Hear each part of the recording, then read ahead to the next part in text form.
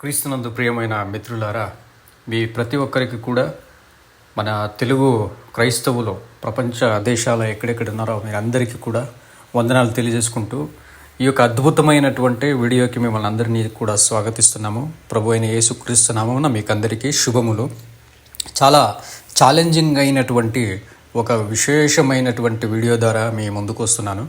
ప్రియమైన సోదరులారా, మన క్రైస్తవ మిత్రులు ఎవరైతే ఉన్నారో భారతదేశంలో వారు పరిచర్య చేస్తున్నటువంటి, సువార్త ప్రకటిస్తున్నటువంటి మరియు ఇతరులకి తమ సాక్ష్యాన్ని ఇస్తున్నటువంటి పరిస్థితుల్లో వాళ్ళు ఎదుర్కొనే ప్రతి సమస్య, మరి ఇతర మతాలు ఇక్కడ ప్రబలంగా ఉన్నటువంటి ఇతర మతాల యొక్క వారి మీద జరుగుతున్నటువంటి దాడులు, మరి ఆర్గ్యుమెంట్స్లు, డిబేట్స్లు, తర్కాలు, వాటన్నిటికీ కూడా జవాబిచ్చేందుకు సంపూర్ణ సమర్థులయ్యేటువంటి ఒక అద్భుతమైనటువంటి వీడియో ఇది. ఈ వీడియో మీరు తప్పకుండా చివరి దాకా చూడాలంటూ నేను అపేక్షిస్తాను. ఎందుకంటే ఈ వీడియోలో ఉన్నటువంటి అంశాలు ఇప్పటిదాకా మీరు ఏ వీడియోలో, ఏ చర్చిల్లో, ఏ ప్రసంగాల్లో కూడా విని ఉండరు. ఏంటంటే మనం టైటిల్ చూడగా ఇక్కడ చతుర్వేద సనాతనులు వర్సెస్ సత్యవేద సనాతనులు అని ఉంటుంది టైటిల్. అంటే మన భారతదేశంలో ఈ సనాతన ధర్మము లేదా సనాతన మతము అనేటువంటిది ఎన్ని సంవత్సరాల నుంచి ఉందో, దాని అర్థం ఏంటో, అది అసలు ఎక్కడ ఆరంభమైంది, ఎక్కడి దాకా అది ప్రకటింపబడింది, ఎవరు దాన్ని ఎలా ప్రకటించారు, దానికి ఎలా మతం మార్పిడి జరిగింది అనేటువంటి మొత్తం అన్ని విషయాలు కాకున్నట్లు సత్యవేదములో కూడా సనాతనం గురించి ఏదైనా ఉందా అనేటువంటి అంశం మీద ఈరోజు నేను ఈ వీడియో ద్వారా మీకు తెలియజేస్తున్నాను. అనగా సత్యవేదం అనగా బైబిల్ అండి. సత్యవేదం అనేది హిందూ భాషలో టైటిల్ అది, అలాగే సంస్కృతంలో కూడా సత్యవేద అని అంటారు, అలాగే కన్నడలో కూడా అంటారు. సో ఈ ఒక సత్యవేదము అనగా బైబిల్లో కూడా ఈ సనాతనం గురించి ఏదైనా ఉందా, ఎవరు అసలైన సనాతనులు, నిజముగా సనాతనం అనేది చాలా మంచి శబ్దమే అయితే దాని అర్థం చాలా మంచిగానే ఉంటే అసలు సనాతనులు ఎవరు అనేది ఈ వీడియో ద్వారా మనము తెలుసుకుంటాము. ఇంతటికి మన ప్రభు అయిన యేసుక్రీస్తు మనకు ఒక ప్రశ్న వేశారనుకోండి, ఏంటి, ఇంతకీ నువ్వు కనిపెట్టగలవా అది అని. లేదా ఎవరైనా ఈ మత బోధకులు లేదా ఎవరైనా ఒక ఆర్గ్యుమెంట్, డిబేట్స్లు చేసి మన క్రైస్తత్వాన్ని, సువార్త ప్రకటించడాన్ని అడ్డుకునేటువంటి వాళ్ళు కూడా, వాళ్ళు ఈ విషయాన్ని అనగా చతుర్వేద సనాతనము, బైబిల్ సనాతనము, ఇది రెండింటినీ కంపేర్ చేసి ఈ రెండిట్లోనూ కూడాను ఏదైతే నిజమైనది, ఏది అసలైన సనాతనం అనేది కనిపెట్టగలవా అనేటువంటి ప్రశ్న వేసినట్లయితే క్రైస్తవ్యానికి సనాతనానికి సంబంధం ఏమిటి అనేది ఇప్పుడు మనము చూస్తున్నాం. బైబిల్ అనే సత్యవేదంలో సనాతన శబ్దం ఉందా? ఫస్ట్ ఆఫ్ ఆల్, ఒకవేళ అలా అయితే అది ఎన్నిసార్లు ఉపయోగించబడింది, అంటే సనాతన అనేటువంటి ఈ శబ్దము ఎన్నిసార్లు బైబిల్లో ఉందా, అసలు ఉందా అనేది మొదటి ప్రశ్న. ఉంటే అది ఎన్నిసార్లు ఉంది అనేటువంటిది రెండవ ప్రశ్న మిత్రులారా. అలాగే మనము బైబిల్లో పరీక్షించినట్లయితే దానియేలు గ్రంథము 6వ అధ్యాయము 26వ వచనంలో మీరు చూడగా అక్కడ యుగ యుగాలకు ఉండే దేవుడు అని మనము తెలుగు బైబిల్లో చూస్తాము. కానీ అదే మీరు సంస్కృతంలోనో లేక హిందీలోనో లేక కన్నడ బైబిల్లో చూసినట్లయితే 3 భాషలలో సనాతన దేవుడు అని ఉంటుందండి. సనాతనుడైన దేవుడు అనగా యుగ యుగాలకు, తరతరాలకు శాశ్వతముగా ఉండేటువంటి దేవుడు అనేటువంటిది ఇది మీరు పరీక్షించుకోవచ్చు. కన్నడ బైబిల్ కావచ్చు, లేదా సంస్కృత లేదా హిందీ బైబిల్ చూడండి. అలాగే కీర్తనలు 139వ అధ్యాయంలో మనం చూసినట్లయితే అక్కడ మీకు 24వ వచనంలో సనాతన మార్గము అని ఉంటుంది. అది మన తెలుగు బైబిల్లో ఎలా భాషాంతరం ఉంది అంటే శాశ్వత మార్గములో నన్ను నడిపించుము అని ఉంటుంది. దీన్ని మీరు హిందీలో కూడా చదివితే, సంస్కృతంలో చదివితే, ఆ 2 భాషలో బైబిల్ అవైలబుల్ ఉంటుంది. ఆన్లైన్లో కూడా ఉంటుందండి. మీకు అప్లికేషన్లు కూడా ఉన్నాయి, ఆండ్రాయిడ్కి యాపిల్ అప్లికేషన్లు కూడా ఉన్నాయి. మీకు డౌన్లోడ్ చేసుకుని చదవచ్చు. ఇప్పుడు ఒక కాలంలో ఉండేది మనకి హిందీ బైబిల్ ఎక్కడికి వెళ్ళాలి, మనము అసలు ఎలా కొనుక్కోవాలి, దాన్ని అసలు మనకు చదవడం తెలుసా అని. ఈరోజు అయితే మీరు హిందీ బైబిల్, సంస్కృత బైబిల్ ఆన్లైన్లో చూసేసుకుని అలాగనే స్క్రీన్ మీదనే మీరు దాన్ని ఏం చేయొచ్చు అంటే గూగుల్ హెల్ప్తో మీరు ట్రాన్స్లేట్ కూడా చేసుకుని చూడవచ్చు. సో అలా చూసినట్లయితే మీకు తెలిసిపోతుంది సనాతన మార్గము అనేది శాశ్వత మార్గం అనే అర్థం ఇస్తుంది అనేది ఈ 2 వాక్యాల్లోనే తెలిసిపోతాయి. ఇక 3వ వాక్యానికి మనం వచ్చేసినట్లయితే దానియేలు గ్రంథంలో 9వ అధ్యాయం 24వ వచనంలో చూడగా సనాతన ధర్మస్థాపన అని ఉంటుందండి. హిందీ బైబిల్ కావచ్చు, కన్నడ బైబిల్ కావచ్చు, ఏమండి. అలాగే మన తెలుగులో చూస్తే నీతిని లేక శాశ్వతమైన నీతిని తేవడానికి లేక స్థాపించడానికి అని ఉంటుంది. నీతి అనగా ధర్మం అనగా 2 పర్యాయ పదాలు అంతేనండి, ఏమండి. సినోనిమస్, అవి ఒకే అర్థాన్ని ఇచ్చే పదాలు. నీతి లేక ధర్మము, న్యాయము అనేటువంటిది. సో ఇది శాశ్వతముగా నీతిని తీసుకురావడం, శాశ్వతమైన ధర్మాన్ని స్థాపించడం, శాశ్వతమైన న్యాయాన్ని స్థాపించడం. ఇది బైబిల్లో ప్రవక్తలు చూడండి దాన్ని ఎలా స్థాపించాలి, ఎవరు స్థాపించాలి, ఎప్పుడు అనేటువంటి అంశాలను కూడా మనకు తెలియజేస్తారు. మీకు నేను కన్నడ బైబిల్, హిందీ బైబిల్ అనేది చెప్తుంటే మీకు ఆశ్చర్యంగా ఉండొచ్చు, ఎందుకు అసలు నేను వేరే భాషల్లో చదవాలి అని చెప్పి. చూడండి, యాక్చువల్గా యేసుక్రీస్తు తెలుగులో కూడా మాట్లాడలే, కన్నడలో కూడా లేదు, లేదా సాంస్క్రిట్లో లేదు, లేదా హిందీలో కాదండి. ఆయన మాట్లాడింది హీబ్రూ భాష, ఆయన మాట్లాడిందే ఏమంటే గ్రీకు భాష, కొన్నిసార్లు అరామ్య భాషల్లో. అయితే మనం తర్జుమా చేసేసి మన భాషలో మనం చూసేసుకుంటున్నాం. అప్పుడైతే మనము ఈ యొక్క ఏమంటే సనాతనం అనేటువంటి పదం మన భారతదేశ భాషల్లో చూసినట్లయితే మనము సనాతన అనే పదం సంస్కృతంలో ఒకసారి న్యూ టెస్టమెంట్లో ఉంటుంది, కొత్త నిబంధనలో, కన్నడంలో 4 సార్లు ఉంటుంది. అలాగే హిందీ బైబిల్లో మీకు 25 సార్లు కనిపిస్తుందండి. సనాతన అనే శబ్దము హిందీ భాషలో 25 సార్లు. అంటే మొత్తానికి నేను ఇక 3 భాషల్లో ఎన్నుకున్నాను, ఇందులో మీకు 30 సార్లు కనిపిస్తాయి. సనాతనము అనేటువంటిది బైబిల్లో 30 సార్లు ఉంటుంది. యాక్చువల్గా భగవద్గీతలో కూడా సనాతనం అనేది 30 సార్లు లేదు, కేవలం 7 సార్లు మాత్రమే వచ్చింది. నేను రాబోయే వీడియోలో మీకు భగవద్గీత అసలు సనాతనం అంటే ఏముంటుందో నేను తెలియజేస్తాను. సో ఇక్కడ మీరు చూసినట్లయితే భగవద్గీతలో కేవలం 7 సార్లు ఉంటుంది, కానీ బైబిల్లో అది 30 సార్లు ఉంటుంది. అప్పుడైతే సనాతనం అనేటువంటి శబ్దాన్ని సరైన రీతిలో బైబిల్ వివరించి అసలు ఆ సనాతన ధర్మం ఎవరిది అనేటువంటిది కూడా మాకు తెలియజేస్తుంది. ఆదికాండము మనకు 21వ అధ్యాయము 21వ అధ్యాయం 33వ వచనంలో మనం చూడగా బెయేర్షెబాలో అబ్రహాము ఒక అలంకారపు చెట్టు నాటాడు. అప్పుడు అబ్రహాము ప్రభువు ఎల్లప్పుడూ జీవిస్తున్న దేవుడైన యెహోవాకు అతడు అక్కడ ప్రార్థన చేశాడు. చూడండి, దేవునికి ఆయన పెడుతున్నటువంటి టైటిల్ ఏంటంటే ఎల్లప్పుడూ జీవిస్తున్న దేవుడు, శాశ్వతముగా ఉండేటువంటి దేవుడు అనేటువంటిది. అదే మనం హిందీ భాషలో చూసినట్లయితే సనాతన్ పరమేశ్వర్ హే అని చూస్తాం. సనాతన పరమేశ్వర్ హే, name of the lord god everlasting అని చూస్తాం. సో సంస్కృతంలో, కన్నడ, హిందీలో సనాతన అనే పదాన్ని 30 సార్లు వాడిన వీళ్ళందరూ కూడా మూర్ఖులై ఉంటారా సహోదరులారా? గమనించండి, మీరు క్రైస్తవులు అయి ఉండొచ్చు, లేకపోతే క్రైస్తేతరులు మీరు చూస్తూ ఉండొచ్చు ఈ వీడియో. ఒక్కసారి మీరు అబ్జర్వ్ చేయండి, 30 సార్లు ఈ పదాన్ని వాడుతారు అంటానంటే ఈ ఒక ఏమంటే తర్జుమా చేసేటువంటి తర్జుమా కమిటీ, ట్రాన్స్లేషన్ కమిటీ వాళ్ళు ఎంత పెద్ద స్కాలర్స్ని అపాయింట్మెంట్ చేస్తారో, అది హిందీలో అయి ఉండొచ్చు, సాంస్క్రిట్ స్కాలర్స్ అయి ఉండొచ్చు, లేక కన్నడ స్కాలర్స్ అయి ఉండొచ్చు, ఎంత పెద్ద స్కాలర్స్ని అపాయింట్ చేస్తారో వాళ్ళు ఎంత రీసెర్చ్ చేసి అయితే ఈ పదాన్ని వాడుకుంటారు చెప్పండి. ప్రపంచంలో ఎవరు వచ్చినా దానికి జవాబు చెప్పేటువంటి, సమజాయిషి ఇచ్చుకునేటువంటి సామర్థ్యం ఉంటేనే తప్ప లేకపోతే ఆ పదాలని వాడరు. అప్పుడైతే బైబిల్లో 30 సార్లకు పైగా సనాతన అనేటువంటి శబ్దము వాడబడింది. ఎందుకు వాడబడింది, దాని అర్థాలు ఏంటి అనేటువంటిది మనం ఇప్పుడు పరిశీలిద్దాం. ముందుగా మీరు ఈ ప్రకటన గ్రంథాన్ని సంస్కృత భాషలో బైబిల్లో మీరు చదివినట్లయితే 5వ అధ్యాయము అందులో 13వ వచనము చూసినట్లయితే, శ్లోకం అని అంటాం మనం సంస్కృతంలో, తెలుగులో మనం వచనం అంటాము. అపరం స్వర్గమర్త్య పాతాళ సాగరేషు యాని విద్యంతే తేషాం సర్వేషాం సృష్ట వసూనాం వాగ్యం మయాశ్రుత ప్రశంసా గౌరవం శౌర్యం ఆధిపత్యం సనాతనం సింహాసనోపవిష్టశ్చ మేషవత్సశ్చ గచ్చతాం అని చూస్తాం. అనగా ఆ వాక్యము మనకు తెలుగులో ఏం చెప్తుందంటే, సింహాసనంపై కూర్చున్న ఆయనకు గొర్రెపిల్లకు ప్రశంస, ఘనత, యశస్సు, పరిపాలించే శక్తి కలకాలం కలుగుగాక అనడం నేను విన్నాను అనేటువంటిది.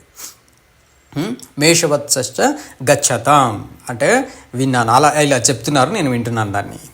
సో అప్పుడైతే కలకాలం అనేటువంటిది సనాతనం అని చూస్తాం ఇక్కడ. మీరు చూస్తే ఈ సనాతనం అనేటువంటి శబ్దానికి తెలుగులో మనం ఏం పదాన్ని వాడామంటే కలకాలం అనగా శాశ్వతం, నిత్యముగా, నిరంతరముగా, అంత్యము లేనిదిగా. సో అప్పుడైతే సింహాసనాసీనుడైనటువంటి దేవుడు ఆయన కలకాలం ఉంటాడు. ఆయనకు ప్రశంస, ఘనత, గౌరవ, యశస్సు, పరిపాలించే శక్తి అది కలకాలం ఉంటుంది. అంటే ఇక్కడ దేవునికి అని చెప్పడం కన్నా ఆయనకున్నటువంటి ఘనత, ప్రశంసలు, పరిపాలించే శక్తి, సామర్థ్యాలు శాశ్వతంగా ఉంటాయి అని ఆ ఒక ఒక ఒక స్టేట్ ఆఫ్ అథారిటీని పరిపాలించే శక్తిని శాశ్వతం అంటున్నారు. అది సనాతనం అనగా అప్పుడు ఈ వాక్యాన్ని బట్టి మనం అర్థం చేసుకునేది ఏమంటే సనాతన అనేది ఒక్క మతానికో ధర్మానికో మాత్రమే కాదు వాడడం. ఏదైతే శాశ్వతంగా ఉంటుందో దానికంతా శాశ్వతం అనే పదానికి ప్రత్యేకంగా మనము ఈ పదాన్ని మనం వాడుకోవచ్చు. ఇన్ని ఆధారాలతో మీకు చూపిన తర్వాత మీరు ఖచ్చితంగా గ్రహించాల్సిన వాస్తవం సనాతనం అనగా శాశ్వతం అని అర్థం అనేది మీకే తెలిసిపోయి ఉంటుంది ఇప్పటికే. నేను కావాలంటే మీకు వేదాల్లో, స్మృతుల్లో, మన పురాణాల్లో, భారతీయ పురాణాల్లో, వేదాల్లో, ఉపనిషత్తులలో కూడా ఈ పదాన్ని మీకు చూపుతాను. నెక్స్ట్ వీడియో నేను అప్లోడ్ చేసేటప్పుడు మీరు ఖచ్చితంగా చూడొచ్చు. ఆ అన్నిట్లోంచి నేను సనాతనం అంటే అసలు ఏమిటి, భారతీయ దర్శన గ్రంథాల్లో ఉన్నటువంటి కల్పన ఏంటి, అవగాహన ఏంటి, కానీ బైబిల్ చెప్పేది ఏంటి, ఏది వాస్తవం, ఏది సరిగ్గా మ్యాచ్ అవుతుంది సత్యానికి అనేటువంటిది మీరే చూడొచ్చు. అప్పుడైతే ప్రియులారా, శాశ్వత సనాతనుడైన దేవుడు లేక సనాతనమైన చిరకాలము నిలిచే ఒక ధర్మాన్ని లేక మతాన్ని స్థాపించాడు అన్నది బైబిల్ చెప్పే వాస్తవం. సనాతనం అనేది బైబిల్ దేవుడు దాన్ని స్థాపిస్తున్నాడు.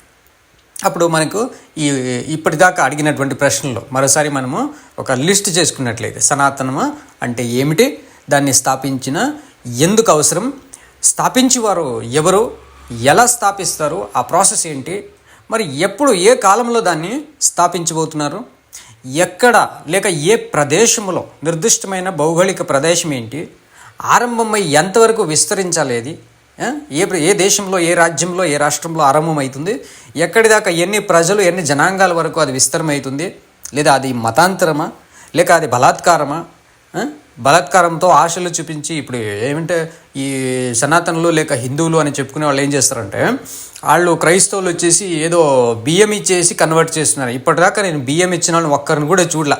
ఈ మూర్ఖులు, పరమ నీచులు ఎలా అంటారో అస్సలు తెలియట్లే. ఎంత పరమ నీచులు అంటే వీళ్ళు రైస్ బ్యాగులు ఇచ్చేస్తున్నారు, ఏదేదో ఇచ్చేస్తున్నారు అని అంటున్నారు తప్ప వీళ్ళ నీచ నాలుకలకు దేవుడు శిక్ష విధించని అని అనుకుంటాను నేను. ఎందుకంటే అసలు లేని విషయాన్ని అంటారు. సనాతనం అంటే ఉన్న విషయం చెప్పడం మూర్ఖులారా అని అంటాను అలాంటి వాళ్ళని. ఉన్న విషయం చెప్పండి రా మూర్ఖులారా అంటే లేనిది రైస్ బ్యాగ్ ఇచ్చేస్తారు. ప్రతి కమెంట్ చూడండి, అది యూట్యూబ్ అయ్యిండొచ్చు, ఫేస్బుక్ అయ్యిండొచ్చు, ఎక్కడ చూసినా రైస్ బ్యాగు మతాంతరము అని అంటారు. ఈ మూర్ఖులను తీసుకొచ్చి రైస్ని వాళ్ళకి కడప నిండా తినిపెట్టి రైస్ బ్యాగ్ ఎక్కడిచ్చారు చెప్పు అని చెప్పేదాకా చావుగొట్టాలి వీళ్ళని అనేంత కోపము ప్రతి క్రైస్తవుడికి కలుగుతుంది. ఎందుకంటే ఊరికే కేవలం మతాంతరమయ్యారు అంటున్నారు, కానీ ఎంతవరకునో. కానీ అసలు ఎందుకు అంబేద్కరే మతాంతరమయ్యాడు రా బాబు, అసలు ఎందుకు అయ్యారా ఆయన? మరి ఆయన అంతా మీకంటే బుద్ధి లేనివారా అంబేద్కర్ వారు? బసవన్న అనేటువంటి ఒక బసవన్న మతాంతరం అవుతాడు. ఈ మతం సరిలేదు, సనాతనము చాలా నీచమైందని చెప్పి బసవన్న ఇతర మతాలకు మతాంతరం అవుతాడు. సనాతనుడిగా పుట్టినటువంటి కవి వేమన, ఆదికవి వేమన వేదములన్నీ వేశ్యల వంటివి అని అంటారు. ఆయనకు బుద్ధి లేదా? ఆది కవి అంటారా? ఆయనకు తెలియనటువంటి విషయాలు మీకేం తెలుసు? అక్షర ముక్క కూడా తెలియని అజ్ఞానులు, పరమ నీచులు ఏం తెలుసు? ఏది తెలియకున్నట్లు క్రైస్తవ ప్రచారం చేస్తున్నటువంటి వారిని అడ్డుకునేందుకు ప్రయత్నిస్తారు. అసలు ఈ సనాతనము ఎవరి లాభం కోసం దేవుడు స్థాపించాడనేది బైబిల్లో ఇప్పుడు చూద్దాం మనం. బైబిల్ చెప్తుంది సరిగ్గా అసలు సనాతనం అంటే ఏంటి, ఎవరు దీని ప్రయోజనం పొందుతారో. ఈ సనాతనంలో చేరుకునే విధానము అలా బియ్యం ఇచ్చో, ఇల్లు ఇచ్చో, లేక ఏదో అద్భుతాలు చేసేయడమో అలా చేసేయడం కాదంటారు బాబు. అది అసలు ఎవరు అర్హులు అనేటువంటిది క్రైస్తవ ఏతరులు ఎవరైనా చూస్తుంటే దయచేసి ఈ వీడియోని గమనించి తర్వాత నువ్వు క్రిటిసిజం చెయ్యి. క్రైస్తత్వాన్ని కానీ లేక సువార్త ప్రకటించే వారిని కానీ అడ్డుకోవాలంటే ముందు ఈ వీడియో చూసి ఒక అవగాహన కలిగించుకో ముందు. అసలు కొంచెము అక్షర జ్ఞానం ఉంటే దయచేసి నిదానంగా కొన్ని వచనాలని చదివి చూడు. ఇదేదో నువ్వు చదివిన వెంటనే నువ్వు క్రైస్తవుడిగా మారిపోవు. ఎందుకంటే క్రైస్తత్వము నీలాంటి మత విద్వేషులను అసహ్యించుకుంటుంది. కుక్కలు అని పిలుస్తుందిరా, చెప్పాలంటే కుక్కలు అని పిలుస్తుంది అలాంటి వారిని. సో నువ్వు చదివిన వెంటనే ఏమి ఇక్కడ మారిపోవు. కావాలంటే చదివి చూడు. సత్యానికి ఏదైతే దగ్గర ఉంటుందో అప్పుడు నీకు సత్యం అనిపిస్తే మాత్రము దాన్ని పరిశీలనలో పెట్టు, లేకపోతే వదిలేసుకో కావాలంటే. కానీ ఏది చూడుకున్నట్లు మాట్లాడకు, మూర్ఖుడు అనిపించుకుంటావు. ఇక్కడ చూడు ఏం చేస్తుందంటే, ప్రియ సహోదరులారా, మనం ఇక్కడ గమనించినట్లయితే దానియేలు గ్రంథంలో 6వ అధ్యాయంలో 26వ వచనం మనం చూస్తే, నా సమక్షంలో నిర్ణయం జరిగినట్టుగా నా రాజ్యంలో ఉన్న ప్రాంతాల్లో నివసించే ప్రజలంతా దానియేలు సేవించే దేవునికి భయపడుతూ ఆయన సన్నిధిలో వణుకుతూ ఉండాలి. ఆయనే సజీవుడైన దేవుడు, ఆయన యుగయుగాలకు ఉండే దేవుడు, ఆయన రాజ్యం నిరంతరం ఉంటుంది, ఆయన పరిపాలనకు అంతం అంటూ ఉండదు అని అంటారు. చూడండి, అంతమంటూ ఉండలేనటువంటి శాశ్వతమైన రాజ్యం అనేటువంటిదే ఇక్కడ సనాతనము అని హిందీ, సంస్కృతము మరియు కన్నడ బైబిల్లో భాషాంతరం ఉండేది. ఆయన మనుషులను విడిపించేవాడు, రక్షించేవాడు అని చెప్తున్నాడు. ఇక్కడ చెప్తుండేటువంటిది క్రైస్తవుడు కాదు, నాయన క్రైస్తవులు కాదు ఈ మాటను రాసిండేది. ఈ మాటను రాసిండేటువంటిది పర్షియా దేశపు మాదీయుల రాజు. ఆ కాలంలో ఆయన భయపడి దేవుని రుచి చూసి ఆయన దానియేలు ద్వారా రాయిస్తున్నాడు. ఆ దానియేలు ద్వారా రాయించడమే కాకున్నట్లు తాను ఏలుబడి చేస్తున్న భారతం దాకా, ఏమండి కూష్ దేశం అని అంటారు, అంటే ఇప్పుడున్నటువంటి సుడాన్ దేశం మొదలుకొని భారతము దాకా 127 దేశాలని పరిపాలిస్తున్నటువంటి ఒక మహారాజు, చక్రవర్తి అయినటువంటి దర్యావేషు ఆ కాలములో ఆయన ఒక ఆజ్ఞను వెల్లడిస్తాడు. అదేంటంటే సనాతనుడైన దేవుడు, అది బైబిల్లో ఉన్న యెహోవా దేవుడు మాత్రమే. ఆయననే ప్రతి జనాంగం, నేను ఎక్కడెక్కడ పరిపాలన చేస్తున్నానో 120 దేశాలు, ఆ 120 దేశాల ప్రజలు ఆయననే ఆరాధించాలని చెప్పి దార్యావేషు వేసినటువంటి కమాండ్మెంట్ ఇది, ఆర్డర్. ఆయన విధించిన ఆర్డర్, ఆదేశం ఇది. ఆయన ఆదేశం చొప్పున అన్ని దేశాల్లో ఉండేటువంటి ప్రజలు కన్వర్ట్ అయ్యారు. ఇప్పటికే మీకు చూసినట్లయితే యూదా మతము వచ్చి చిన్నదిగా ఇస్రాయేల్ అనే దేశంలో మాత్రమే ఉన్నట్లయితే, యూదా మతం నుంచి బయటకు వచ్చి ఇతర కొన్ని గ్రంథాలను మిక్స్ చేసుకున్న వాళ్ళు ఇస్లాంలుగా కన్వర్ట్ అయ్యారు. వాళ్ళు చూస్తే ఈరోజు ప్రపంచంలో 2వ అతిపెద్ద మతం. ఇక బైబిల్ నుంచి యేసు ప్రభు వచ్చి బైబిల్ను సరి అయిన రీతిలో, యూదులకు దేవుడిచ్చిన వాగ్దానాలను, ఒడంబడికలను సరైన రీతిలో యేసు ప్రభు వివరించి ప్రాణాన్ని సమర్పించాడు ఈ సనాతన మతాన్ని స్థాపన కోసం. అలాంటి యేసు ప్రభు మాటలు విన్నటువంటి క్రైస్తత్వం ఈరోజు ప్రపంచంలో నంబర్ 1లో ఉంది. ఎందుకు? అసలు ఇంత ప్రపంచంలో 65% ప్రజలు బైబిల్ని నమ్ముకోవడానికి అప్పటి కాలంలో ఉన్న మహారాజులు యెహోవాని రుచి ఇలా చూశారు. వాళ్ళే వెల్లడిపరిచారు ఏందని, దేవుడు సనాతనుడు, బైబిల్ దేవుడు సనాతనుడు, బైబిల్ దేవుడు శాశ్వతుడు, బైబిల్ దేవుడు మాత్రమే మనుష్యులను మరణము నుంచి రక్షించగలడు, ఆయన మాత్రమే పునరుత్థానం ఇవ్వగల సమర్థుడు అని చెప్పి అన్య దేశపు రాజులు, ఏమండి మాధ్య పారసీయులైనటువంటి ఆ కాలంలో ఉన్నటువంటి రాజులు స్థాపించారు. పారసీయులు ఇప్పటికి కూడా మన దేశంలో ఉన్నారు కదండి, పర్షియన్లో. సో వాళ్ళు ఇది ప్రకటించారు అంటే, ఆదేశించారంటే మీరు నమ్మాలి. ఎందుకంటే ఇప్పటికి కూడా ఉన్నటువంటి రికార్డ్స్ లాగా. ఇక మన భక్తులకు వచ్చినట్లయితే, దావీద్ లాంటి ఒక భక్తులు చూసినట్లయితే కీర్తన గ్రంథం 139:24 వచనంలో చెప్తారు, నీకు బాధ కలిగించే విధానాలు నేను అనుసరిస్తున్నానేమో, నన్ను పరిశీలించు, శాశ్వత మార్గంలో నన్ను నడిపించు అని వేడుకుంటారు. ఈ శాశ్వత మార్గంలో అనేది మరలా ఎప్పటి వల్ల నేను చెప్తున్నాను, అది హిందూ, సంస్కృతం లేక కన్నడంలో మనం చూసినట్లయితే సనాతన మార్గములో నన్ను నడిపించుము అని ఉంటుంది. అప్పుడైతే ఈ శాశ్వతం అనేదానికి బదులుగా సనాతనం వేసుకోవచ్చు, సనాతనం అనేదానికి బదులుగా శాశ్వతం వేసుకోవచ్చు.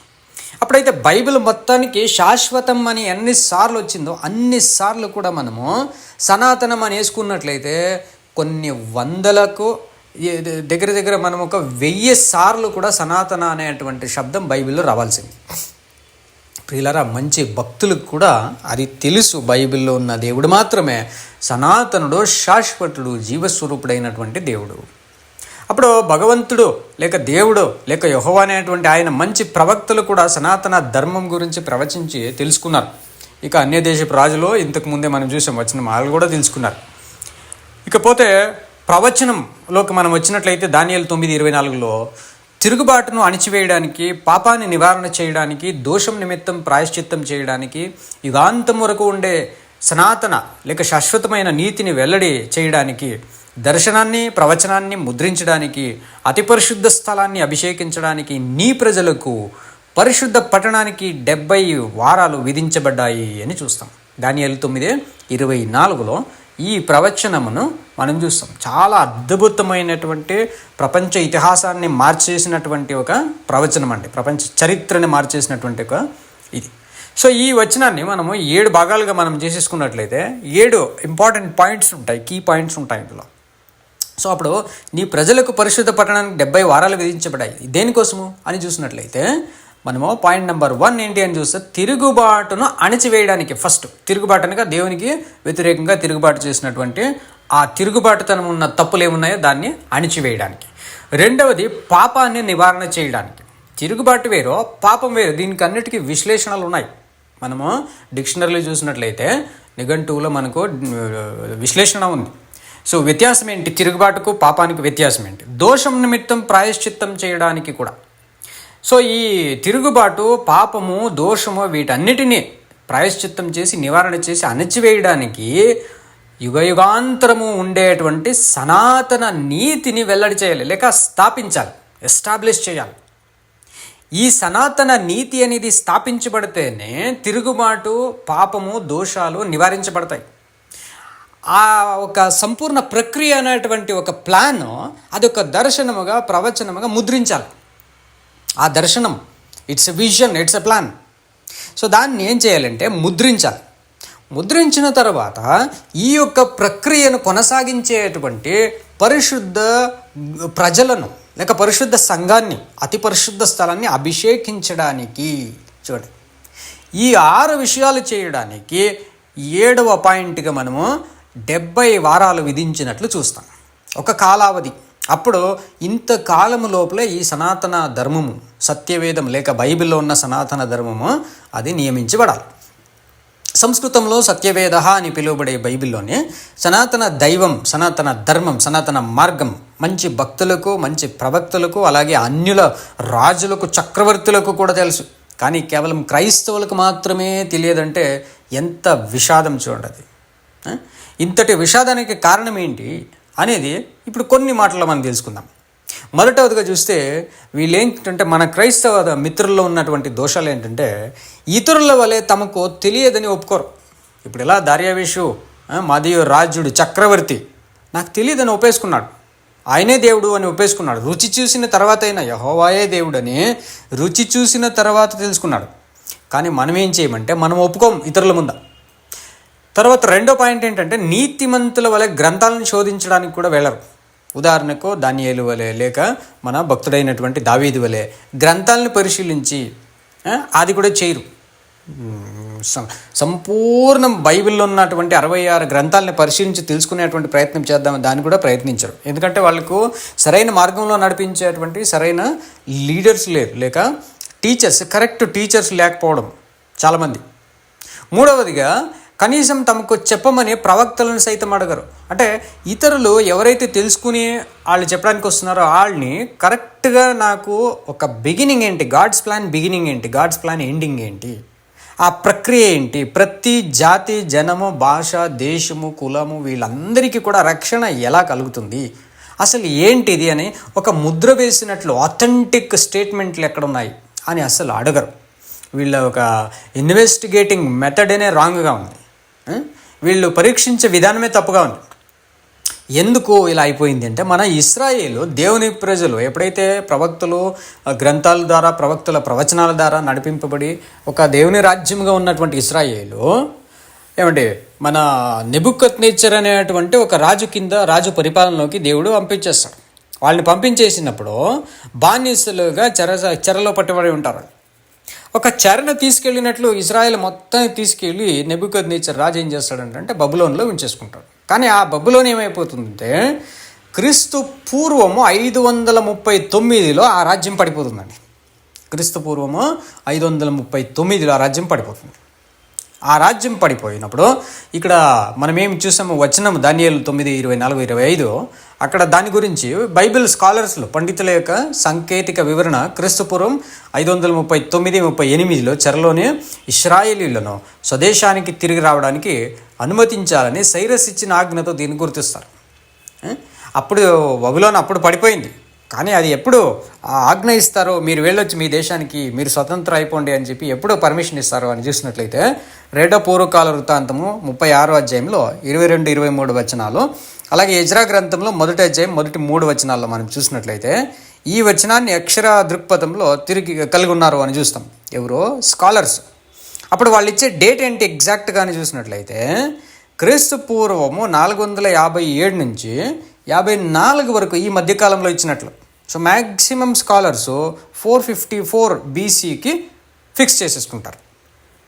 దాన్ని మీరు ఎజ్రా గ్రంథంలో 7వ అధ్యాయము 11-26 వచనాల వరకు అహష్వేరోషు యొక్క మొదటి ఆజ్ఞ ప్రారంభ పాయింట్ అది మీరు సూచిస్తున్నారని మీరు తెలుసుకోవచ్చు. సో అప్పుడైతే బబులోనుకు వాళ్ళు బానిసలు అయిపోయారు. బబులోన్ అనగా ఏమండి మనకు తెలుసు, అది బాబేల్ అనగానే ఒక గలిబిలి, ఒక కన్ఫ్యూజన్. ఈ కన్ఫ్యూజన్ అనేటువంటి రాజ్యం క్రీస్తు పూర్వం 535లో పడిపోయింది. అప్పటికి ఇశ్రాయేల్ ప్రజలు ఈ కన్ఫ్యూజ్డ్ అయ్యేటువంటి బబులోన్ రాజ్యంలోంచి తిరిగి వచ్చారు. కాబట్టి వాళ్ళు కన్ఫ్యూజ్డ్ పీపుల్. అందుకే వాళ్ళు ఫరిసైలు, సద్దుకాయులు, శాస్త్రులు అని చెప్పి డినామినేషన్లుగా మారిపోయారు. ఎందుకు వాళ్ళు డినామినేషన్లుగా మారారు? వాళ్ళు బబులోన్లో ఉన్నటువంటి బానిసలుగా ఉండి బబులోన్లో ఉన్నటువంటి కన్ఫ్యూజ్డ్ రిలీజియన్స్ని నేర్చుకుని వచ్చారు. అందుకే వాళ్ళు డినామినేషన్లుగా వీడిపోయారు. ఆ బబులోను క్రీస్తు పూర్వం 539లో పడింది. క్రీస్తు శకం 539లో కరెక్ట్గా ఆ బబులోన్ సామ్రాజ్యము సింబాలిక్గా లేస్తుందండి. సింబాలిక్గా అనగా సాంకేతికంగా అది, లేకంటే ఆత్మీయంగా మనకు ప్రకటన గ్రంథాల్లో చెప్పేటువంటి బాబేల్ అనేటువంటి స్త్రీ ఎస్టాబ్లిష్ అయిపోతుంది క్రీస్తు శకము 539. ఈ రెండు డేట్లు ఎంత ఐడెంటికల్గా ఉన్నాయి చూడండి, ఎంత గుర్తింపుగా ఉన్నాయి. మనకు రెండు ఒకే డేట్ వస్తాయి. ఆల్మోస్ట్ 99% ప్రపంచంలో ఉన్న అందరూ బైబిల్ స్కాలర్స్ దీనికి ఒప్పుకుంటారు. అప్పుడైతే ప్రియులారా, ఈ రెండు కాలం మధ్యలో ఉన్నటువంటి ప్రజలు వాళ్ళు ఏమైపోయారంటే ఒక బబులోన్ అనగా కన్ఫ్యూజ్డ్ రిలీజియన్గా మారిపోయారు. అంటే 1080 సంవత్సరాలు ఆల్మోస్ట్. సో 1080 నుండి 1100 సంవత్సరాలు అనుకోండి. అన్ని సంవత్సరాలు కలవరం చెందినటువంటి, గలిబిలికి లోనైనటువంటి, కన్ఫ్యూజన్లో ఉన్నటువంటి వీళ్ళు బైబిల్ను కూడా అపార్థాలు చేసేసి అందులో ఉన్నటువంటి సరైన అర్థాలను తప్పుగా చేసి వీళ్ళ ప్రపంచం అంతటా తప్పుగా ప్రకటించేశారు. కాబట్టి అత్యంత బైబిల్కి సంబంధం లేనటువంటి కథోలిక్ అనే మతము బయటకు వచ్చేసింది. కథోలికులు పాపం వాళ్ళకి ఒక ట్రెడిషన్స్, కస్టమ్స్ని అయితే టీచ్ చేస్తారు, కానీ బైబిల్ని అసలు అయితే కాదు. ఎందుకంటే వాళ్ళు ఇప్పుడు ఎలాగో హిందువులు లేక సనాతనులు ఎలాగ వాళ్ళు ఏ భాషలో వాడైనా, ఏ రాజ్యం, ఏ ప్రాంతం వాడైనా సంస్కృతంలో మాత్రం మంత్రాలు చెప్తుంటారు. అది వచ్చిన వాళ్ళకి ఎవ్వరికి, వినేవాడికి ఎవరికి అస్సలు అర్థం కాదు. సంస్కృతం తెలిసే ఒక్కడికి మాత్రం తెలిసింది. కొన్నిసార్లు ఆ మంత్రాలను ప్రకటించే పూజారికి కూడా దాని అర్థాలు అస్సలు తెలిసి ఉండవు. అయినా వాటిని కంఠపాఠం చేసేసి వాళ్ళు దాన్ని చెబుతూ ఉంటారు. అలాగే ఈ కథోలికులు వాళ్ళ రోమన్ భాషను అనగా లాటిన్ భాషలోనే కొన్ని వేల సంవత్సరాలు అనుకోండి, ఆ భాషలో మాత్రం చెప్పేవాళ్ళు. అది తెలియని వాళ్ళకి అస్సలు రాదు. అది ఏం చెప్తున్నారో వాళ్ళు పరిశీలించడానికి అవకాశమే లేదు. కాబట్టి ఈ గందరగోళంలో సత్యము మరుగు చేయబడింది. క్రీస్తు పూర్వం 454లో అర్తగ్జర్క్సస్ అనేటువంటి ఆయన 2వ ఆజ్ఞ యెరూషలేము గోడలను పునర్నిర్మించడానికి నెహెమ్యాకు అధికారం ఇచ్చినట్లు నెహెమ్యా 2వ అధ్యాయము మొదటి 8 వచనాల్లో చూస్తాం. అప్పటి నుంచి అభిషిక్తుడైన ప్రభు వచ్చే వరకు 7 వారాలు సపరేట్ చేస్తారు. ఆ 70 వారాలు అంటే 49 సంవత్సరాలుగా చూస్తాం దాన్ని. 7 వారాలు 49 సంవత్సరాలు ఎలా అయిపోతాయి అని మీరు అనుకున్నట్లయితే నెక్స్ట్ వీడియోలో మీకు ఆ ఒక వారం అనగా 7 రోజులను ప్రతి రోజుని ఒక సంవత్సరముగా తీసుకోవాలని చెప్పి మనకు యెహెజ్కేలు 4:6లో, అదేవిధంగా మీకు నంబర్స్ 14 సంఖ్యాకాండం 14వ అధ్యాయం 33వ వచనంలో చూస్తాం. ప్రవచనంలో చెప్పేటువంటి ఒక రోజు అంటే అది ఒక సంవత్సరం. అప్పుడైతే ఇక్కడ 70 వారాలు అనగా 490 సంవత్సరాలకు అది ఈక్వల్ అవుతుంది. 490 సంవత్సరాల ప్రవచనాలు అది.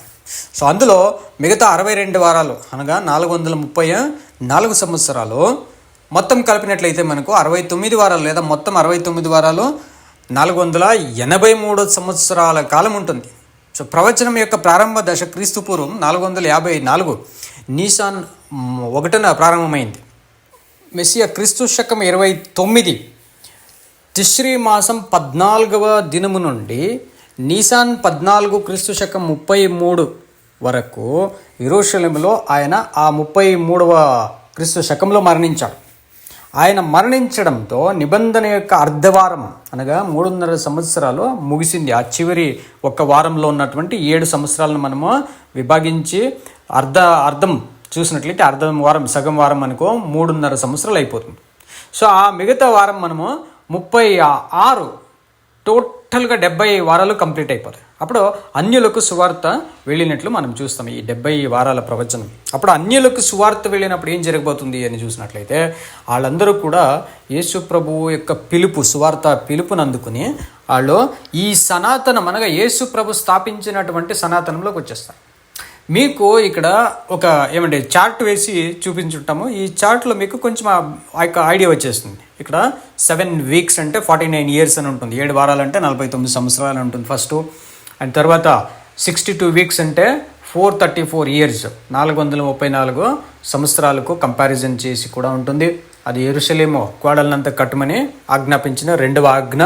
మొత్తానికి ఆ ఇయర్స్ కంప్లీట్ అయిన తర్వాత లాస్ట్ 1 వీక్ని మనం డివైడ్ చేసినట్లయితే ఆ వారం మధ్యలో అభిషిక్తుడు కూడా ఛేదింపబడును అని చూసినట్లయితే అది ప్రభు అయిన యేసుక్రీస్తు ఆ 69 వారాలు కంప్లీట్ అయిన తర్వాత 70వ వారం బిగినింగ్లో ఆయన అభిషేకింపబడతాడు. బాప్తిస్మ ద్వారా ఆయన క్రీస్తు అవుతాడు. మన యేసు ప్రభు క్రీస్తు అయిన తర్వాత అభిషేకింపబడిన వాడయ్యే తన అభిషేకింపబడిన ఉద్దేశాన్ని బైబిల్ సనాతన ధర్మాన్ని, నీతిని, శాశ్వతమైనటువంటి రక్షణను సంపాదించేందుకు శిలువ మీద ఆయన మరణిస్తాడు. తర్వాత 36వ ఇస్వి నుంచి అది ప్రతి ఒక్కరికి ప్రపంచమందంతటా సువార్త చాటించమని తన శిష్యులకు చెప్పినట్లు ప్రపంచమందంతటా సువార్త తెలుపబడుతుంది ఇప్పటికీ. అప్పుడైతే ఈ 62 వారాలు 7 వారాలు మరియు చివరి వారపు మధ్యలో అంటే సనాతన దేవుని సనాతన ధర్మం క్రీస్తు శకం 33లో స్థాపించబడింది అనేది జగజ్జాహీర ప్రపంచానికి తెలిసినటువంటి విషయం. అది తప్ప ఇక్కడ ఉన్నటువంటి పేరుకు మేము సనాతనలో అని అనుకుంటున్న వాళ్ళకి అసలు ఇవన్నీ ఏమీ తెలియదు. వాళ్ళు ఏదో ఒక రోడ్లో ఒక ముక్క దొరికింది అనుకోండి, కాళ్ళకు ఒక రాయి తడిమింది అనుకోండి, దాన్ని పెట్టేసుకుని ఇది దేవుడు, ఇది రాత్రి వచ్చి నాతో మాట్లాడింది, ఇలా నన్ను తన్నుకుంటాను, దానికి ఒక ఆలయం కట్టాలని చెప్పి ఇలా కట్టుకథలతో లక్షలాది కోట్లాది మంది దేవాళ్ళని వాళ్ళు కనిపెట్టేసుకుంటారు. బైబిల్లో అలా కాకున్నట్లు రికార్డులతో సహితం చరిత్రలతో రాజులో గవర్నమెంట్లు చక్రాధిపత్యాలు రాసినటువంటి చరిత్రలో సత్య విషయాలను మాత్రమే లెక్కించి వాటిని పరిశీలించి నమ్ముతారే తప్ప నాకేదో కాళ్ళకు ఒక రాయి అడ్డం వచ్చింది, దాన్ని కుద్దుకుంటే నాకు పొద్దున్నే దేవుడు కనిపిస్తాడని చెప్పి రాత్రులు కల వచ్చింది అని చెప్పి దాన్ని కట్టేసుకునేది ఈ సత్యవేదం బైబిల్లో ఉన్న సనాతనం కాదు. అటువంటి యదవ మతాలు అయితే అస్సలు బైబిల్లో చోటు లేదు. బైబిల్లో ఉన్నాయి, అటువంటి మతాలు ఉంటాయి అని ఉన్నాయి, కానీ అవన్నీ సత్యము నిజమైనటువంటివి కాదు అని బైబిల్ చాటిస్తుంది. అప్పుడు యెజ్రా పుస్తకంలో 10 అధ్యాయాలు ఉన్నాయి మరియు 2 ప్రధాన విభాగాలు ఉన్నాయి. ఆ 2 ప్రధాన విభాగాలు ఈ 70 వారాల్లో ఏం జరగబోతుందో ఆ 2 సార్లు వచ్చినటువంటి అంశాలను ఇక్కడ ఇస్తుంది మీకు. నేను 2 కూడా మీకు డిస్ప్లే చేసి ఉంటాను, దయచేసి చదువుకోండి. నేను మెయిన్ కంటెంట్లోకి వెళ్ళిపోతాను. ఏంటంటే ఆ సనాతన ధర్మము లేక సనాతన మతాన్ని స్థాపించేటువంటి విషయంలోకే నేను వెళ్ళిపోతుంటాను. ఇది తర్వాత మీరు చదువుకోండి ఈ హిస్టరీని మీరు. సో మనం ఈ యొక్క దేవునికి తిరుగుబాటు చేసినటువంటి లోక ప్రజలు ఆదాము మొదలుకొని ప్రతి మనిషి మరి ఇశ్రాయేలీయులు న్యాయ ప్రమాణాన్ని వ్యతిరేకించి చేసినటువంటి అరాజకాలు వాటిని అంతం చేసి పాపాలను తీర్చి దోషాలకు ప్రాయశ్చిత్తం చేసి సనాతన నీతిని స్థాపించే ధర్మకర్త ఆయన వర్ణన చక్కగా మీకు 2 అధ్యాయాల్లో నేను చూపిస్తాను. ఆ 2 అధ్యాయాలు ఏంటి అని అంటే ఫస్ట్ అది వచ్చేసి మనకు యెహోవా అభిషిక్తుడైన ధర్మకర్త సర్వాధిపత్యం అని చెప్తుంది. ఎక్కడంటే కీర్తనలో 2వ అధ్యాయం.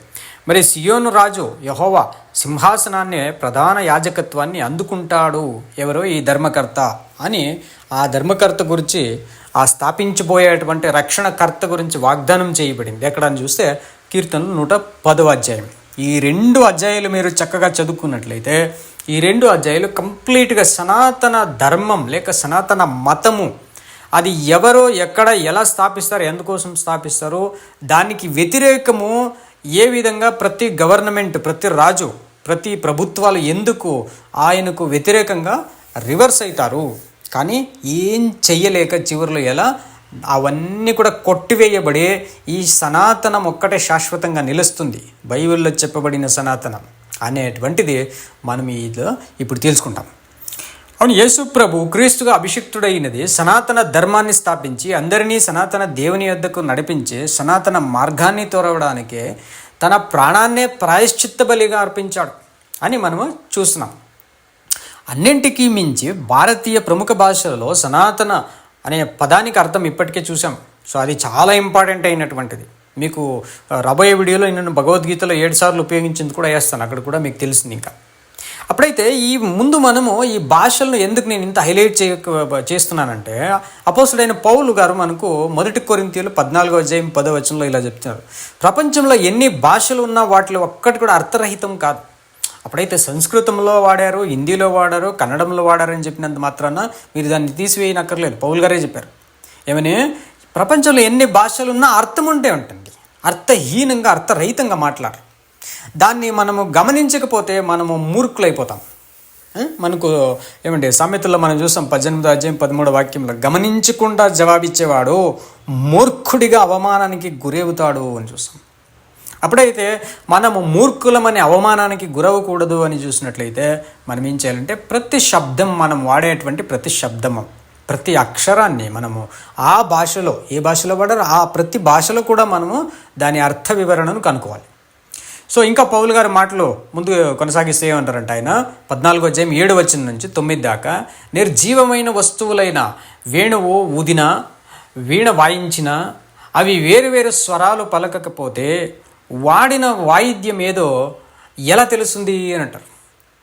అవును కదా, ఒక మ్యూజికల్ ఇన్స్ట్రుమెంటు మనం ఏదో గిటార్ వాయించినప్పుడు అది ఏదో ఇంకొక ఏదో మనము వుడన్ ఐటెంను వాయించినట్లు సౌండ్ వచ్చేస్తే మనకు అసలు ఏంటిది అని కన్ఫ్యూజన్లో పడిపోతాం. సో ప్రతిదాన్ని సౌండ్ వేరే ఉందండి, దాన్ని ఆ ఒక సౌండ్ మనకు అర్థం కావాలి. అందుకే స్వస్థ బోధ అని అంటాం చూడండి, మన బైబిల్లో చాలాసార్లు వస్తుంది స్వస్థ బోధ అంటే సౌండ్ డాక్ట్రిన్ అని. సో ఆ సౌండ్ డాక్ట్రిన్ ఏంటి అని తెలుసుకోవడానికి మనం అక్షరాలని, శబ్దాలని, వ్యాకరణాన్ని స్పష్టంగా తెలుసుకునే అవసరత ఉంది చాలా. 8వ వచనంలో పౌలు గారు అంటారు, బాగా స్పష్టంగా వినిపించకపోతే యుద్ధానికి ఎవరు సిద్ధపడతారు? ఇప్పుడు మనము ఈ పరేడ్లో జరిపించేటప్పుడు ఒక రీతిలో వాయిస్తాం ట్రంపెట్ సౌండ్, అదేవిధంగా యుద్ధానికి వెళ్ళే టైంలో ఒకలా వాయిస్తాం, యుద్ధాన్ని ఆపివేయడానికి ఒకలా వాయిస్తాం. అలాగే మనం మార్చ్ ఫాస్ట్ ప్రతిరోజు స్కూల్స్లో మనము మార్చ్ ఫాస్ట్ చేసేటప్పుడు, ప్రేయర్స్ చేసేటప్పుడు ఇంకో రీతిలో బ్యాండ్స్ మనం వాయిస్తాం. సో ప్రతిదానికి తేడా ఉంటుంది, ఒక ప్యాటర్న్స్ ఉంటుంది, ఒక పద్ధతి ఉంటుంది, ఒక డిఫరెంట్ సౌండ్స్ ఉన్నాయి ప్రతిదానికి కూడా ఇండికేషన్స్. సో ఆ ప్రతి సౌండ్ దేన్ని మనకు సూచిస్తుందో మనకు అర్థం కాకున్నట్లు, ఇప్పుడు మరణించింది తీసుకెళ్ళి మనము బర్త్డే రోజున వాయించామంటే ఎంత గందరగోళం అయిపోతుందో ఆలోచించుకోండి. అదేవిధంగా బైబిల్లో ఉన్న ప్రతి మాటని కూడా, ప్రతి భాషలో కూడా మనం పరిశీలించాలి. చాలా ప్రముఖంగా మనం తీసుకోవాల్సింది హీబ్రూ భాష మరియు గ్రీక్ భాషలు, ఎందుకంటే బైబిల్లో ఫస్ట్ రాయించబడినటువంటి భాషలు. ముందు రాబోయే వీడియోలో నేను మీకు ఏ పాఠాలు తీసుకొచ్చినా కూడా మీకు చాలా డౌట్ వచ్చేస్తే, మీకు క్లారిటీ కావాలంటే నేను ఆ శబ్దాలకు వెళ్ళిపోతాను, గ్రీకో లేకుంటే హీబ్రూ. సో 9వ వాక్యంలో పౌలు గారి ఆలోచన మనం చూసినట్లయితే, అలాగే మీ నాలుకతో స్పష్టమైన మాటలు పలకకపోతే వినేవారికి ఏం అర్థమవుతుంది అంటారు. చూడండి, మనకు ఉచ్చారణ నుండి ముందుకు వాడుకుని శబ్ద వివేచన, దాన్ని వినుట, దాన్ని ఉపయోగించుట, ఇవన్నీ కూడా చాలా ఇంపార్టెంట్ అండి. అది మీరు గాలితో మాట్లాడుతున్నట్లే ఉంటుంది కదా అంటారు పౌలు గారు.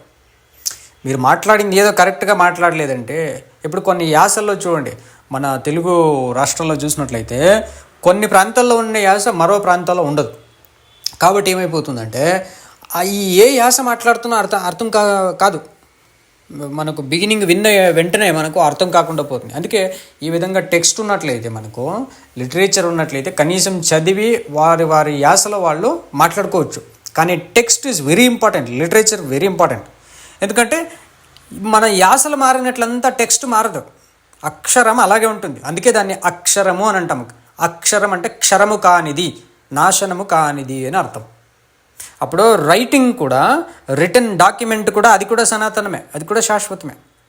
సో అప్పుడు మొట్టమొదట ప్రపంచంలో రాయబడినటువంటి ఒక నైతిక గ్రంథం, దేవుని నుంచి ప్రకటింపబడినటువంటి అక్షరాల గ్రంథం, నాశనము కాని వాక్యాలను కూడా, అది కూడా బైబిలేనండి. సో అప్పుడైతే దాని భాష భేదాల్ని మనము గమనించాల్సిందే. అందులో భాషను ప్రధానంగా మనము గమనించకపోయినట్లయితే చాలా పెద్ద సత్యాన్ని మనం కోల్పోతాం. ఇప్పుడు ఎగ్జాంపుల్ ఇస్తాను మీకు ఒకటి, చాలా బ్యూటిఫుల్ ఎగ్జాంపుల్. ఏంటంటే ఇక్కడ ఒక 2 మీకు డిస్ప్లే చేసి ఉంటాను చూడండి. ఈ 2 మీరు చాలా చక్కగా చదువుకోండి. నేను తర్వాత చెప్తాను ఎక్కడి నుంచి ఈ వచనాన్ని తీసుకున్నానని. ప్రియమైన సత్యాన్ని చెప్పాలి, అసహ్యకరమైన నిజం కాదు. అది ప్రియమైనదని అబద్ధం చెప్పనిది సనాతన ధర్మం అని చూస్తాం. అంటే సనాతన ధర్మం అంటే దాని డెఫినేషన్ ఏంటి అంటే, ప్రియమైన సత్యాన్ని మాత్రం చెప్పాలి, అసహ్యకరమైనటువంటి నిజం కాదు. అంటే ఆ నిజమైనప్పటికీ కూడా అది బాధ కలిగించే రీతిలో అయితే అది చెప్పకూడదు, దాన్ని చెప్పకుండా ఉండడం మంచిది. అలాగే సరే ప్రియమైనదే చెప్పాలి కదా, ఎక్కడి నుంచి తేవడం, సరే అబద్ధం చెప్పేద్దామని చెప్పి అబద్ధం కూడా చెప్పకూడదు, సత్యమే చెప్పాలి, నిజమే చెప్పాలి. మరి అది ప్రియమైన రీతిలోనే చెప్పాలి, అది బాధ కలిగించే విధానంగా కూడా చెప్పకూడదు. ఇలా చెప్పడమే సనాతన ధర్మము అని చెప్తుంది. ఏ భాషలో, ఏ గ్రంథంలో, అసలు ఇది ఎవరు చెప్పింది అని చూస్తే సనాతన ధర్మము యొక్క కాన్స్టిట్యూషనల్ ఆర్టికల్ లేక మనుస్మృతి, అందులో 4వ అధ్యాయంలో 139వ శ్లోకం ఇదే ధర్మ సనాతన అని చెప్తుంది. అప్పుడు దీని డెఫినేషన్కు మనుస్మృతి కానీ, ఇతర 17 స్మృతులు ఉన్నాయి మనుస్మృతి లాంటివి, అది కానీ, లేక పురాణాలు 18 పురాణాలు కానీ, వేదాలు కానీ, ఉపనిషత్తు ఏది ఇలా చెప్పదు. అసలు సత్యము అనేది కొంతవరకు లిటరేచర్ వరకు అయితే మనకు కొన్ని పదాలు దొరుకుతాయి. చాలా లిటరేచర్ మనము ఒక అనాలిసిస్ చేసేందుకు కావాల్సినటువంటి నాలెడ్జ్ దొరుకుతుంది. అంతేగాని సత్యం అనేటువంటిది, దేవుడు అంటే ఏంటి, రక్షణ అంటే ఏంటి, మనుషులకు మరణం ఎందుకు వచ్చింది, పునరుత్థానం ఎలా జరుగుతుంది అనేటువంటి ఏ విషయాలు కూడా అంశాలు వాటిలో లేదు. కాబట్టి సత్యవేదం అనే బైబిల్ మాత్రమే సనాతన దేవుని, సనాతన ధర్మం యొక్క సనాతన మార్గంలోకి నడిపించేస్తుంది. వెలుగును ఇచ్చి సంపూర్ణం వెలుగు. బైబిల్లో ఉన్న 66 గ్రంథాలు, 1189 అధ్యాయాలు, 31,000 వాక్యాలు, ప్రతి ముక్క కూడా మీకు సత్యాన్ని చెబుతుంది. కానీ వేరే ఏ ఇతర మత ధర్మ గ్రంథాలు కూడా చెప్పలేదు. దీనికి ఎక్కడైనా డిబేట్లు పెడితే నేను రావడానికి సిద్ధం. నేను ఎన్ని గ్రంథాలు మీరు తీసుకొచ్చినా అందులో మాట్లాడటానికి కూడా నేను సిద్ధం. అప్పుడైతే ప్రియులరా, ఈ బాబేల్ గోపురం వద్ద కలిగినటువంటి భాష అల్లరి కన్నా ఇప్పుడు సాంకేతికమైన బాబేల్ అనగా ప్రస్తుత క్రైస్తవ్యంలో జరుగుతున్నటువంటి అల్లరి దేవుని వాక్యంలోని సత్యాలను మార్చేసింది ఎక్కువగా. గనుక తను నశించిపోవాలి. ఎవరో ఈ గందరగోళంగా అల్లరిని సృష్టించినటువంటి, అబద్ధాలను ప్రవచిస్తున్నటువంటి, బైబిల్ను తప్పుడుగా అర్థాలని త్రిప్పి చెప్తున్నటువంటి క్రైస్తత్వం అనగా ప్రముఖమైనటువంటి సత్యాన్ని చెడిపి చెప్పేటువంటి వాళ్ళు కొట్టివేయబడాలి. ఏ విధంగా బబులోను గోపురం కూలదోయబడిందో అదేవిధంగా ఇది కూడా పడిపోవాలి. దాని నెబుకద్నెజర్ కలలో చూస్తాడు ఎలా అది పడిపోతుందని చెప్పి. సో ఈ విజన్ని మనం రాబోయే పాఠంలో నేర్చుకున్నాం. క్రీస్తు శకం 539 నుండి నేటి వరకు దేవుని వాక్యములను చెడిపి ఆయన ప్రణాళికను తప్పుగా తిప్పి చెప్పి కల్పించిన వాటిని మాత్రం సువార్తంటూ ప్రకటిస్తున్న నిగూఢమైన ప్రస్తుత బబులోను గోపురం పడద్రోయబడాలి. అప్పుడు దాకా సత్యం అంటే అసలు బయటకు రాదు. అప్పటి వరకు సనాతనుడైన సనాతన ధర్మము గల సనాతన రాజ్యం రానే రాదు. యేసు ప్రభు ప్రకటించిన రాజ్యం, అపోస్తులు చెప్పిన రాజ్యం, వాక్యాలలో వాగ్దానం చేయబడిన రాజ్యం, ఒడంబడికలలో దేవుడు దాన్ని రిజిస్టర్ చేసినటువంటి, ప్రమాణం చేసినటువంటి, ఆనతో స్థాపించినటువంటి ఆ రాజ్యం రానే రాదు. కాబట్టి అపోస్తులు చెప్పినట్లు 2 కొరింథీ 4వ అధ్యాయం 17వ వచనంలో, 18వ వచనంలో, మేము కనిపించే వాటి కోసం కాకుండా కనిపించని వాటి కోసం ఎదురు చూస్తున్నాం. అంటే రాబోయే క్రీస్తు రాజ్యం కోసం మేము ఎదురు చూస్తున్నాం.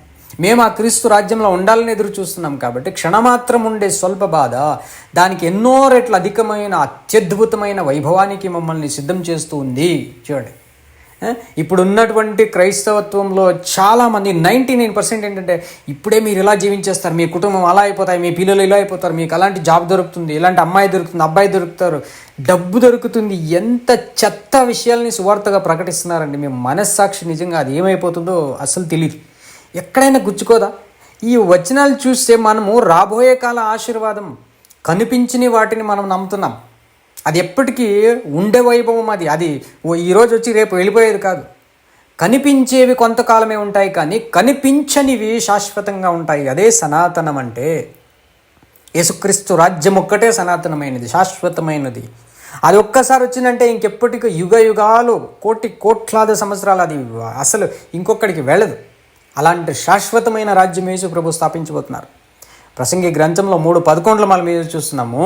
దేవుడు ప్రతిదానిని దాని కాలానికి సరిపడినట్టుగా చేశాడు. సో ఆయన ప్రణాళికలో కాలాలని డివైడ్ చేసినారు. ఆయన నిత్యమైన జ్ఞానాన్ని మానవుల హృదయాల్లో ఉంచాడు. చూడండి, సనాతనమైన జ్ఞానం అనుకోండి, నిత్యం అంటే సనాతనం ఉంచాడు. కానీ దేవుని కార్యాలను మొదటి నుండి చివరి వరకు పూర్తిగా గ్రహించడానికి అది చాలదు. చూడండి, అక్కడక్కడ కొందరు ప్రజలు దేవుడు ఫ్యూచర్లో ఏం చేయబోతున్నాడు భవిష్యత్తులో దాన్ని ఒక చిన్న ముక్కలు చెప్పేస్తారు. యాక్చువల్గా అది నిజం కూడా. అది ఉంది దేవుని ప్లాన్లో ఉండేటువంటి ఏదో ఒక చిన్న విషయం. 100లో 0.1, 0.2, 0.3 అంత అంశాలని వాళ్ళు చెప్పేస్తుంటారు కొన్ని మతాలు. దాన్ని పట్టుకునే లక్షలాది కోట్లాది మంది వాళ్ళకు బానిసలు అయిపోతారు. వాళ్ళని గురూజీలు, స్వామీజీలు, లేక మొహమ్మద్ ఇస్లాంలో, లేక అన్ని ధర్మాలు అనుకోండి, Shinto, Tao, Confucius, hero worship చేసేటువంటిది, లేక పర్షియన్లు అనుకోండి, మనకు పర్సీ ధర్మము, జరాస్ట్రియన్ ధర్మము. సో ఈ విధంగా ఎన్ని మతాలు ఉన్నాయి, అన్ని మతాల్లో కూడా ఇలాంటివి జరుగుతాయి. వాళ్ళ మత బోధకుల్ని, మత గురువుల్ని బానిసలు అయిపోతారు ప్రజలు. ఎందుకు? ఏదో చిన్న ముక్కలు వాళ్ళ హృదయాల్లో దేవుడు ఉంచాడు. కానీ ఆయన ప్రణాళికను ఆరంభము నుండి అంత్యము దాకా, చివరి దాకా కంప్లీట్గా ప్రాసెస్ తెలుసుకోవాలంటే ఏ మతం, ఏ గ్రంథాలు పనికిరావు. దానికి బైబిల్ ఒక్కటే. ఎందుకంటే బైబిల్లో మనుషులు ప్రకటించింది ఏది లేదు. సనాతనముగా లేదా శాశ్వతంగా నిలిచే దైవ ప్రణాళికను ప్రకటించడం మాత్రమే ఇప్పటి పని బైబిల్ ద్వారా. సో బైబిల్ ఇప్పుడు ప్రకటిస్తుంది అది జరిగేది ఆయన రాజ్యంలో. రాబోయే రాజ్యంలో ఏం జరుగుతుంది అనేది ఇప్పుడు నేను ప్రకటిస్తున్నాం బైబిల్ ద్వారా, అంతే. అప్పుడైతే 14వ వచనంలో, ప్రసంగి 3:14లో ఇలా చెప్తుంది, దేవుడు చేసే పనులన్నీ నిత్యమైనవి లేక సనాతనమైనవి అని నాకు తెలుసు. దానికి మరి దేనిని కలపలేం, దాని నుండి దేనిని తీయలేం. మానవులు తనలో భయభక్తులు కలిగి ఉండాలని దేవుడే ఈ విధంగా ప్రణాళిక నియమించాడు అని చూస్తాం. ఈ విధంగా నియమించాడు. ఏమిటే ప్రణాళిక? It's a plan. ఒక ప్రీ ప్లాన్ ఉంది దేవునికి. సృష్టి ఆరంభించక ముందే సృష్టి ఏం కావాలి, ఎలా అది ప్రక్రియ కావాలి, దాని ప్రక్రియ ఎన్ని సంవత్సరాలు, ఎన్ని డివిజన్లు ఉండాలి, అందులో ఏ డివిజన్లో ఏ ప్రాజెక్టులు ఎలా కావాలి, ఎంత టైం తీసుకుంటుంది, చివరి మనం ఒక శుభం అని చెప్పేటప్పుడు ఆయన రాజ్యం ఎలా ఉంటుంది, ఎంత బ్లెస్సడ్గా ఉంటుంది, దీవింపదగినటువంటిదిగా ఉంటుంది. ప్రతి జీవి, ప్రతి మనుషుడు కూడా సంతోషించేటువంటి ఆ రాజ్యం ఎప్పుడు వస్తుంది, అన్ని అంశాలు కాలాలు సహితంగా బైబిల్లో మాత్రం ప్రకటించారు. ఇక ఏ గ్రంథాల్లో లేదండి. అది లేఖనాల సనాతనమా లేక పౌలు మత విద్వేషమా అనేది మీ విచక్షణకే ఇప్పుడు వదిలేయబోతున్నాను ప్రియమైన సోదరుల. ఎందుకు ఇక్కడ టైటిల్ మార్చేస్తున్నానంటే, సనాతనం అనేటువంటిది ఇంతటి వరకు మేము మాట్లాడింది. ఈ వీడియోలో మీకు చివరిలో ఇది టైటిల్ మాత్రం పరిచయం చేసేస్తాను 2 స్లైడ్లలో. మీకు ఏంటంటే, అపోస్తుడైన పౌలుని ఒక మత విద్వేషి అని ఆయన్ను కంప్లైంట్ చేస్తారు. సో ఇప్పుడు పౌలు ప్రకటించిన ఆ మత విద్వేషుల మనము లేక లేఖనాల్లో ఉన్న సనాతనల మనము అనేది మనం పరిశీలించుకోవాలి. ఇప్పుడు మీ విచక్షణకి దాన్ని వదిలేస్తాను, నన్ను నేను పరిశీలించుకున్నట్లే. సో అది చూసినట్లయితే ఎక్కడ అంటానంటే, అపోస్తుల కార్యంలో 24వ అధ్యాయం 5వ వచనంలో మరి చూస్తాము. కంప్లైంట్ ఏంటంటే, ఈ మనుష్యుడు పీడ వంటి వాడు అంటారు. పీడ వంటి వాడును భూలోకమందున్న సకలమైన యూదులను కలహమునకు రేపువాడును. వ్యతిరేకీలయ్యేలా చేస్తున్నారు యూదులను అందరినీ కూడా అని కంప్లైంట్ చేస్తారు. ఇప్పుడు పౌలు దాన్ని తోసేయాలి కదా. లేదు, నేను మత విద్వేషిని కాదు, కలహము రేపేవాడు కాదు అని చెప్పాలి కదా. అంటే లేదు, పౌలు గారు దాన్ని ఒప్పేసుకుంటారు. చూద్దాం అది. సో నెక్స్ట్ భాగం ఏంటంటే, నజరేయుల పాషండ అని ఉందండి. కొన్ని భాషాంతరాలు మనము అదే హిందీ, కన్నడ, సంస్కృతము ఈ భాషల్లో చూస్తే పాషండం అనే పదం వాడినారు, మనకు తెలుగులో వాడలేదు ఈ పదాన్ని.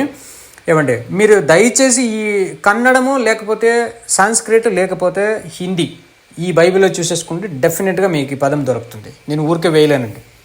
సో నజరేయుల పాషండమైనటువంటి మతభేదమునకు నాయకుడనై ఉన్నట్టు మేము కనుగొంటమి అని పౌలు గారిని పట్టేసుకుంటారు. తీసుకెళ్ళి ఆయన ప్రజెంట్ చేస్తారు. బట్ ఆయన ఒప్పుకుంటారా పౌలు గారు అని చూస్తే ఆయన అవును అని ఒప్పేసుకుంటారు. అది మనకు అపోస్తలుల కార్యముల్లో 24వ అధ్యాయంలోనే 14-15 వచనాల్లో వస్తుంది. అక్కడ పౌలు గారు అవునంటారు, నేను అదేనే అంటారు. మీరు పాషండ మతము అని అనుకుంటే నేను అదేనే, మీరు నజరేయుల మతం అని అనుకుంటే నేను అదే అని ఆయన ఒప్పుకుంటారు. సో 28వ అధ్యాయం 22వ వచనంలో చూసినా కూడా ఆయన ఈ విషయంలో మీ అభిప్రాయం మీ నోటనే వినగోరుతున్నాము అని చెప్పి చక్రవర్తి చెప్తాడు. పౌలు గారు మీ మతం ఏంటంటో మీ నోటి ద్వారా వినాలి. చక్రవర్తి కూడా అలా అంటాడు. అక్కడ యూదులు కొంతమంది కలిసి వచ్చి వాళ్ళు కూడా అంటారు, మీరేం చెప్తున్నారో అసలు మీ నోటిలోనే మేము వింటాము. ఎందుకంటే మీరు ప్రజెంట్ చేస్తున్నది, మీరు పరిచయం చేస్తున్న మతాన్ని మీరు చెప్తేనే కరెక్ట్గా ఉంటుంది. హానెస్ట్గా మీరే చెప్పండి మీరు ఏం చెప్పగోరుతున్నారు అని. అయితే ఈ రోజుల్లో మనం ఇలా వినేది చూడలేము. వాళ్ళే ఏదో కల్పించుకుంటారు. మేమేం చెప్తున్నామని వాళ్ళే ఊహించుకుంటారు, మేమేం చేస్తున్నామో వాళ్ళే ఏదో ఊహించుకుంటారు. వాళ్ళకి ఇష్టం వచ్చినట్టు ఊహించుకొని వాళ్ళే శిక్షా విధుల్ని, గవర్నమెంట్ ఆదేశాలని జారీ చేసేస్తున్నారు. మతాంతరం చేస్తున్నారని చెప్పి ఫోర్స్, బలాత్కారం చేసిన ఎవడంటే ఒప్పుకుంటాడు? ఫోర్స్ చేసేస్తే ఏం మనిషి ఏదైనా గొర్రెనా? గొంతులో ఒక త్రాడేసేసి దర్రంటూ మనం ఈడ్చుకోవడానికి?